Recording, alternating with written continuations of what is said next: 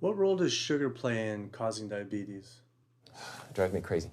Diabetes is not and never was caused by eating a high carbohydrate diet, and it's not caused by eating sugar. The cause of diabetes is a diet that builds up the amount of fat into the blood. I'm talking about a typical meat-based, animal-based diet. You can look into the muscle cells of the human body and you find that they're building up tiny particles of fat that's causing insulin resistance. What that means is the sugar that is naturally from the foods that you're eating can't get into the cells where it belongs. It builds up in the blood, and that's diabetes.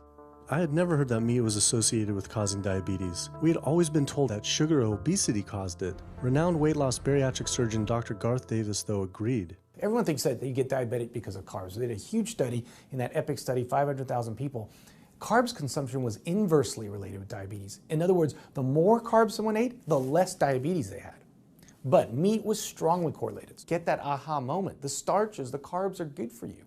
They're not bad for you. This idea that carbs make you fat is utterly ridiculous. Carbs cannot make you fat in and of themselves. We have storage in our muscles and in our liver for carbs called glycogen. So when we eat carbs, we either store it or we burn it. Now, eat fat, that goes straight to your fat. Your body can't turn those carbs into fat unless you're really overdoing the calories. Obesity, it's a death sentence. You're at much higher risk of getting cancer. You're almost certainly going to get diabetes. I mean, no one wants to fat shame, and we all want everybody to be comfortable with our bodies, but this movement to be comfortable with our bodies has made us comfortable with being sick, and that's a huge problem. I go into the hospital and I look around me, people on dialysis, all these sick people, and just about every disease in there is because of what people are eating. Here's the thing.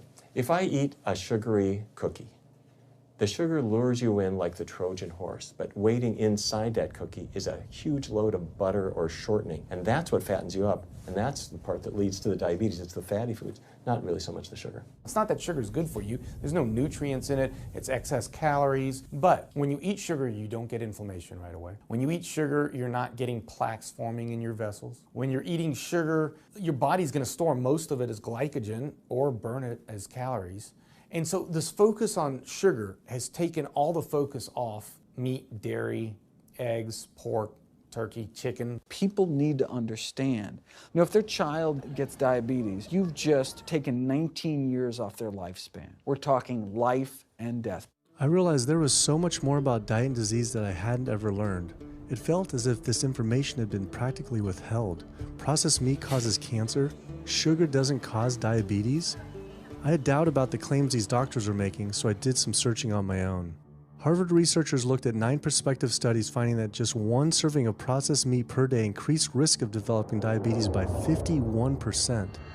The link between eating meat and developing diabetes became undeniable. But when I went on the leading diabetes organization's website, the American Diabetes Association, not only did they not have this information front and center, they were featuring recipes for red and processed meat. And on their recipes for healthy living, they had bacon-wrapped shrimp? What the hell? All right, send an email to American Diabetes Association, see if they'll get back to us. As destructive as diabetes is, it pales in comparison to heart disease. Over 17 million people die every year from cardiovascular disease. It is the leading cause of death around the world. Nearly 1 out of every 3 people will die from this disease. The amount of people who die from cardiovascular disease is the equivalent of 4 jumbo jets crashing every single hour, every single day, every single year. My name is Amy Resnick, and I'm from Swampscott, Massachusetts, a little bit north of Boston. And I recently went to my doctor for asthma because I had a very hard time breathing.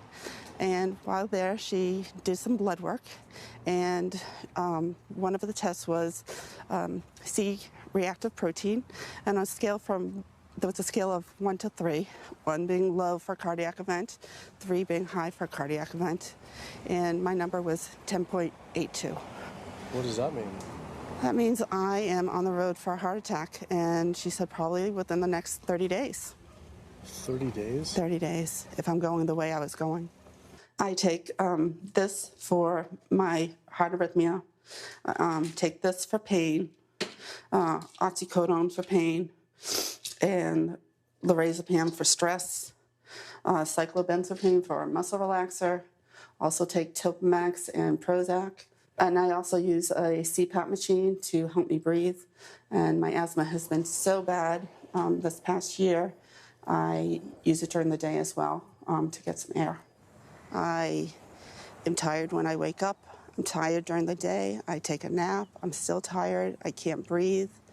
And I know I need to make a change for my health, or else I'm not going to be here for my family.